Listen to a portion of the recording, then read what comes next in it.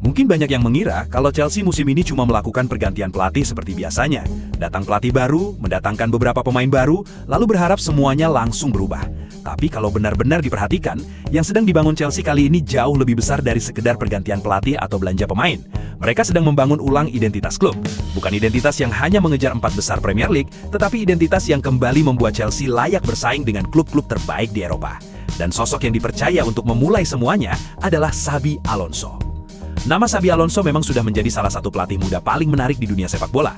Sebagai pemain, dia memenangkan hampir semua gelar bergengsi. Tapi sebagai pelatih, pencapaiannya bahkan lebih mengejutkan. Bersama Bayer Leverkusen, Xabi berhasil membawa klub itu menjuarai Bundesliga untuk pertama kalinya dalam sejarah mereka. Bukan hanya juara, tetapi melakukannya tanpa sekalipun kalah sepanjang kompetisi domestik.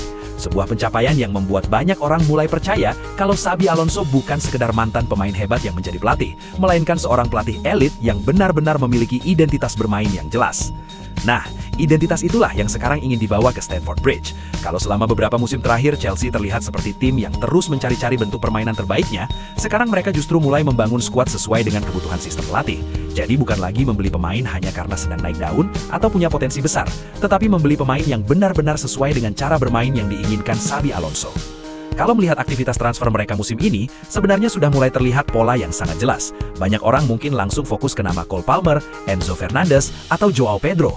Padahal ada satu pemain yang justru bisa menjadi simbol dari proyek baru Chelsea, yaitu Morgan Rogers. Kenapa Morgan Rogers? Karena Chelsea sebenarnya tidak sedang membeli wonderkid yang baru akan berkembang 3 atau 4 tahun lagi. Mereka membeli pemain yang sudah terbukti di Premier League. Bersama Aston Villa musim lalu, Rogers mencatat 14 gol dan 12 assist dalam 55 pertandingan. Total 26 kontribusi gol. Statistik yang menunjukkan kalau dia bukan sekedar pemain pelengkap.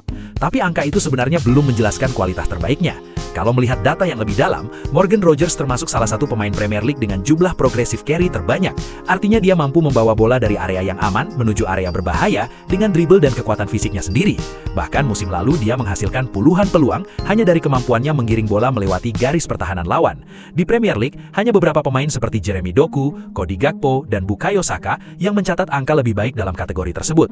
Inilah alasan kenapa Rogers menjadi pemain yang sangat cocok untuk sistem Xabi Alonso. Enzo Fernandez bertugas mengatur tempo permainan. Cole Palmer menjadi kreator di sepertiga akhir lapangan. Sedangkan Rogers bertugas mengubah penguasaan bola menjadi ancaman nyata. Dia bukan gelandang serang tradisional yang hanya menunggu bola di antara lini.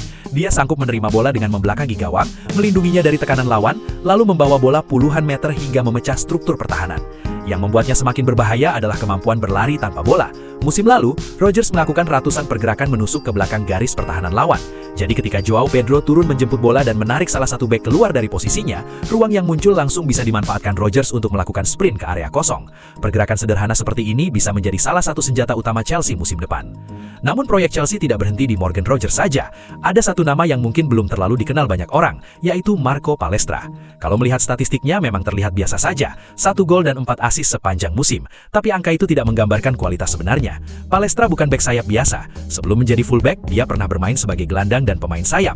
Akibatnya kemampuan teknisnya jauh lebih baik dibanding kebanyakan pemain di posisinya. Dia nyaman menerima bola di bawah tekanan, mampu membawa bola ke depan, menarik lawan keluar dari posisinya, lalu membuka jalur umpan untuk rekan setim. Dalam sistem 3 back milik Xabi Alonso, kualitas seperti ini sangat penting. Karena wingback bukan hanya bertugas naik turun sepanjang pertandingan. Mereka juga harus tahu kapan menjaga lebar lapangan, kapan masuk ke tengah menjadi gelandang tambahan, dan kapan berubah menjadi pemain yang menyerang ruang kosong. Di sisi seberangnya, Chelsea juga memiliki Giovanni Quenda. Pemain muda asal Portugal ini tampil impresif bersama Sporting dengan catatan 6 gol dan 9 assist. Kecepatannya sangat luar biasa. Dia berani melakukan duel 1 lawan 1, mampu bermain melebar, masuk ke half space, bahkan sesekali berperan layaknya striker kedua. Kalau melihat bagaimana Xabi Alonso memanfaatkan Jeremy Frimpong dan Alex Grimaldo di Bayer Leverkusen, rasanya cukup mudah membayangkan bagaimana Quenda dan Palestra akan digunakan di Chelsea. Satu memberikan lebar permainan, satunya lagi masuk membantu lini tengah, lalu keduanya bergantian menyerang ruang kosong. Hal yang sama juga berlaku untuk Valentin Barco. Pemain asal Argentina ini sebenarnya sangat fleksibel. Dia bisa bermain sebagai bek kiri, wingback, gelandang tengah, bahkan nomor 8. Keunggulan terbesarnya adalah kemampuannya bergerak dari sisi kiri menuju area tengah lapangan. Jadi ketika Chelsea membangun serangan, Barco tidak harus terus berada di sisi lapangan. Dia bisa masuk ke tengah, menjadi gelandang tambahan, mengontrol bola, lalu mengirim umpan vertikal yang memecah garis pertahanan. Artinya, tanpa melakukan pergantian pemain, Chelsea bisa mengubah bentuk permainan hanya melalui perpindahan posisi beberapa pemain. Tentu saja sistem seperti ini punya resiko besar. Semakin banyak pemain menyerang, semakin besar pula ruang kosong yang ditinggalkan di belakang. Karena itulah, Chelsea membutuhkan bek dengan kemampuan bertahan di ruang terbuka. Disinilah Maxence Lacroix menjadi sosok yang sangat penting. Bek Prancis itu dikenal memiliki recovery speed yang luar biasa. Ketika wingback naik membantu serangan dan lawan melakukan serangan balik, Lacroix mampu mengejar penyerang lawan, menutup ruang kosong sekaligus memperbaiki kesalahan rekan-rekannya. Sementara itu, Levi Colwill menawarkan kemampuan membangun serangan dari belakang melalui kaki kirinya. Trevoh Chalobah memiliki agresivitas tinggi ketika melakukan duel, sedangkan Reece James memberikan fleksibilitas karena bisa bermain sebagai bek kanan, wingback, bahkan gelandang. Kalau diperhatikan, hampir semua pemain bertahan Chelsea sekarang memiliki fungsi yang berbeda-beda, dan inilah yang membuat skuad mereka terlihat jauh lebih seimbang dibanding beberapa musim sebelumnya. Masuk ke lini tengah, Chelsea sebenarnya sudah memiliki fondasi yang sangat kuat. Enzo Fernandez adalah pengatur ritme permainan.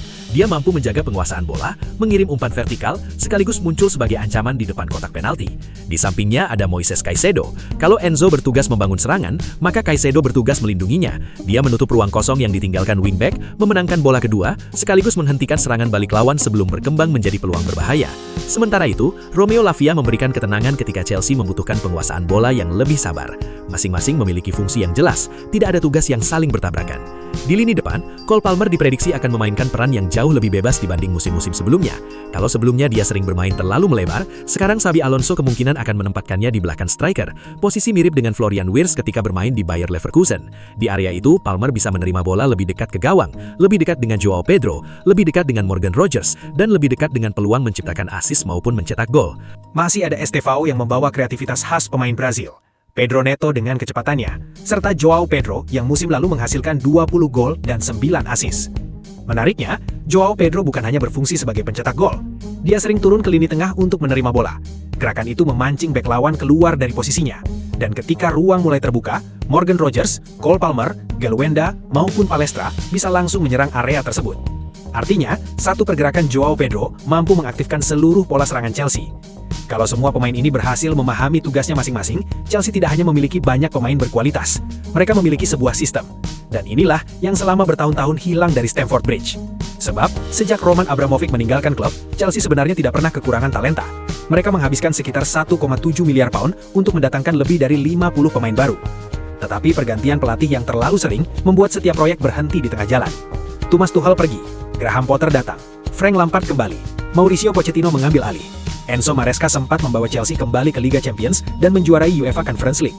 Bahkan, Chelsea berhasil menjadi juara Piala Dunia antar klub setelah mengalahkan Paris Saint-Germain di partai final. Saat itu banyak yang mengira Chelsea akhirnya menemukan jalannya kembali. Namun semuanya kembali berubah. Proyek kembali berhenti. Pergantian pelatih kembali terjadi. Chelsea kembali kehilangan arah. Disinilah Xabi Alonso datang. Dia tidak datang ke klub yang sedang berada dalam kondisi perfekta. Dia datang ke klub yang memiliki banyak pemain hebat, tetapi belum mempunyai struktur permainan yang benar-benar jelas. Karena itulah, tugas terbesarnya bukan hanya merancang taktik. Dia harus membangun kembali kepercayaan pemain, menyatukan ruang ganti, membuat semua pemain memahami perannya masing-masing, dan yang paling penting, mengembalikan identitas Chelsea sebagai tim yang selalu sulit dikalahkan. Kalau melihat cara bermain Xabi Alonso, sebenarnya formasi 3-4-2-1 hanyalah permukaannya saja. Yang lebih penting adalah bagaimana setiap pemain memahami ruang. 3 bek membangun serangan dari belakang. 2 gelandang mengontrol tempo. Wingback menjaga lebar permainan, sekaligus masuk ke tengah ketika dibutuhkan. 2 gelandang serang bergerak di half space. Striker membuka ruang bagi pemain lain. Semuanya saling terhubung. Semuanya memiliki fungsi. Dan ketika semua keping itu mulai bekerja bersama, Chelsea tidak hanya akan menjadi tim yang lebih menyerang.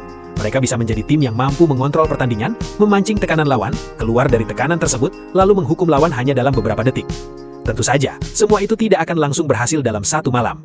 Premier League tetap menjadi liga yang sangat kompetitif. Tekanan terhadap pelatih Chelsea juga selalu besar. Tetapi untuk pertama kalinya setelah sekian lama, Chelsea terlihat seperti klub yang benar-benar membangun sesuatu dengan arah yang jelas. Mereka tidak lagi mengumpulkan pemain bertalenta tanpa rencana.